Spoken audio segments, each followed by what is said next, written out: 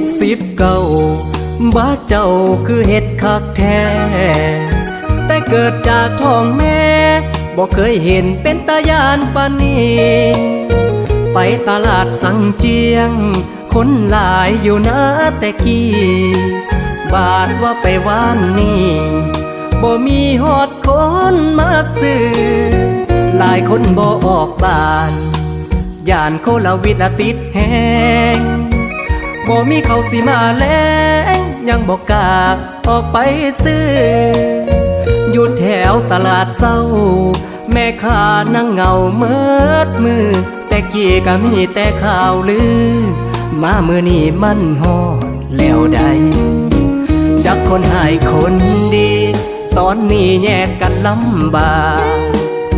เห็นแต่ผาอาดปากจังแม่นอยากแค่ได้หายใจปานว่าคนปากกือห้องเพลงจนเกือบบ่ได้งานแต่งยังได้เลื่อนให้ย้อนโควิดใหญ่19นี่นะกินหอดต้มไข่แม่ยายสีอยู่บ้านคอยเฮ็ดน้ำพวกเด็กน้อยลิ้นเฟซได้ยินเล่าว่ามันบ่ดีเด้อแม่เฒ่ามีแต่อิ่มซื่อๆนั่นล่ะคันย่านแห้งก็ให้ใส่ผ้าปิดปากไว้สิไปสิมา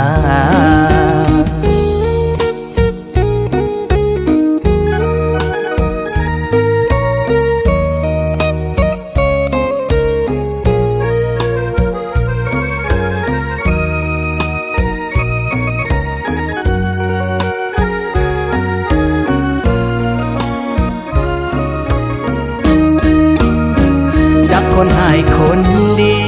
ตอนนี้แยกกันลำบากเห็นแต่ผาอาดปากจังแม่นอยากแค่ได้หายใจปานว่าคนปากกือห้องเพลงจนเกือบบ่ได้งานแต่งยังได้เลื่อนให้ย้อนโควิดใหญ่19นี่นะกินหอดต้มไข่แม่ยายสีอยู่บ้านคอยเฮ็ดน้ำพวกเด็กน้อยลิ้นเฟซได้ยินเล่าว่า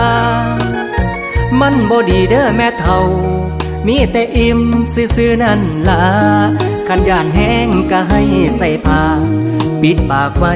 สิไปสิมา